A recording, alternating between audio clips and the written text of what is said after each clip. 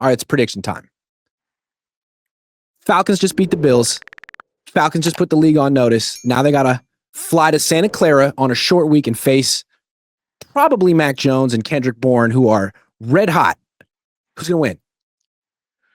Oh, I've chewed this over a little bit, and I can see where there are opportunities for both teams. Obviously the Niners on defense are, playing a little bit shorthanded, and God, offensively, I just worry about the offensive line. I tell you, I worry about the protection packages this week and being able to have them hold up. If I can get the Niners to have to play block 5 guys or 6 guys and put the pressure on, and knowing that Jones, is limited in movement, and then if Purdy's playing, he's already limited in movement. If I can get them off of the platform, I can have some pressure. I thought this would be a 27-17 ball game with Atlanta when I first looked at it Monday night. Now I say it's maybe 24-17. I still think Atlanta has a bit of an edge because they're healthier. They're mentally on the upbeat, and the Niners are trying to rebound and bounce back. And so even though it's a home game in Santa Clara, I had the Falcons by a touchdown.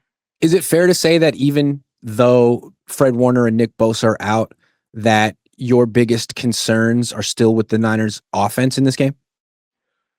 I always have a concern because how many points do the Niners score in offensively? Look at their production in the red zone. See, the other thing about it is you look at the red zone packages, the Niners, they got one touchdown run last week for the first time, I believe, all season. And, as much as you like to throw touchdown passes and you like the headlines and all the stats and all that stuff, you got to be able to run the ball in the red zone. Yeah. Prize Picks will give you $50 when you play your first $5 lineup.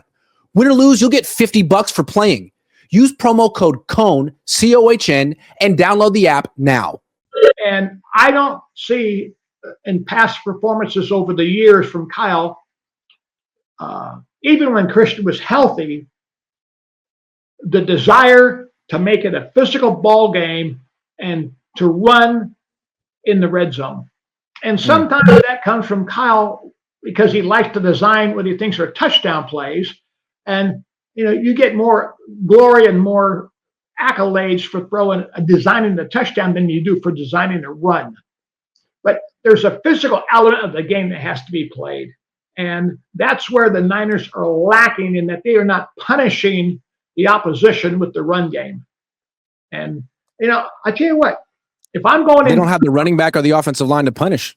Correct. And see, so from a defensive perspective, I'm more concerned about stopping the passing game, knowing that my box on defense can stop the run. I don't need to put an 8th defender in there. I don't need to go to 4 quarters where I have 2 safeties who can fill. I have 9 defenders in the box.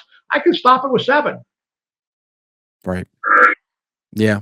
Well, it'll be interesting to see what the Niners do. It's interesting. You mentioned their red zone offense. They're 5th worst in the league in red zone scoring percentage.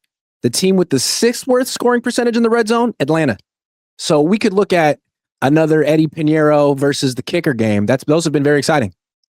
Well, I tell you what, there have been, I think, last week alone, there were 7 or 8 games that were decided in the last 2 minutes. So the parity in the league has gotten to the point where there's not a lot of blowouts anymore. The dynasties are gone. It's kind of like, everyone's kind of middle of the road. And it comes down to the final. It's like the NBA. Who's got the ball last? Who's got the chance to put up a 3 to win the game? What'd you think of Jake Moody hitting that game winner? I was happy for the kid.